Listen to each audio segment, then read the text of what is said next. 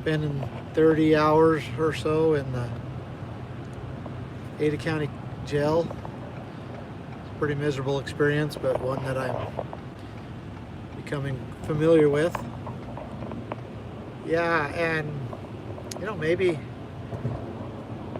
I instigated it. Maybe it was my fault, right? I'm sure that's what a lot of people might be thinking. You don't go to jail without being your fault. So let me tell you the story.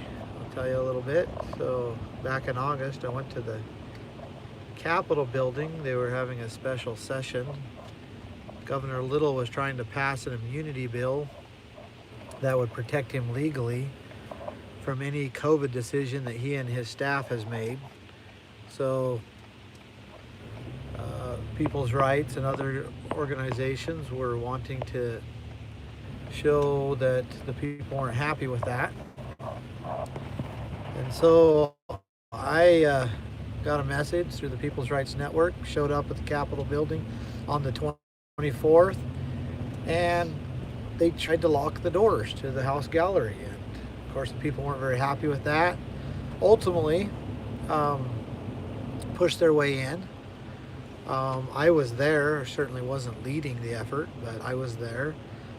But of course, just because of the situation, they wanted to say that I was the one leading it, and I wasn't even at the very beginning of it. I wasn't even there in the front or anything. And but it was the right thing also, because our legislatures don't have a right to lock the Capitol buildings during the legislative session. In fact, the Idaho Code makes it very clear that when the legislative session is going on, the Capitol building has to be open. So anyway, things worked out that way. Okay, Speaker of the House came out and ended up, consenting to let everybody in, and ended up being a pretty good day. Had committee hearing on the bill, and people were able to testify. And I was actually only going to be there about an hour. I was only going to be there at the Capitol building, maybe an hour and a half. So I had another meeting. I was going to leave, but ended up staying longer because I was a little concerned about the situation. And I am getting to, my arrest here. It happened yesterday, and pretty crazy stuff. Anyway, so I go home that night after being at the Capitol building, and the next morning had a completely different plan. I was going to do several different things, but I felt that I was to go to the Capitol building again, and felt like the force there was building, and I felt like I needed to go. And so I get up and told Lisa that I was going to go to the Capitol building, and I went, but I didn't think much of it.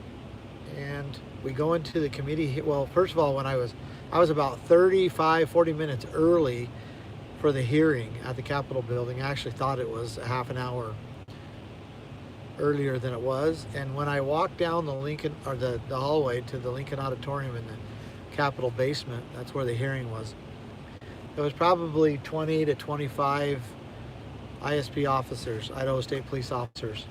And they were congregating and kind of pointing, and it looked to me as if they were making some type of plan. And when they saw me, I caught them off guard, and they all just kind of dissipated. They all just kind of went their different ways, literally just scattered. And I went in and sat down. Took several, minutes before the meeting started. And it was just set up exact same way it was the day before. You have the media on one side in the press box, and you have, the chairman and the committee, and you have the people, and it was pretty much set up the same way. And right as the meeting started, the sergeant at arms goes down to the side of the room and onto the stage, if you will, and whispers something in the ear of the committee chairman, which his name was Greg Cheney. And all of a sudden, the committee chairman stops the meeting, and he points to these two people that were sitting in the press box and says, you and you can't sit there. You haven't got credentials. And they were independent media.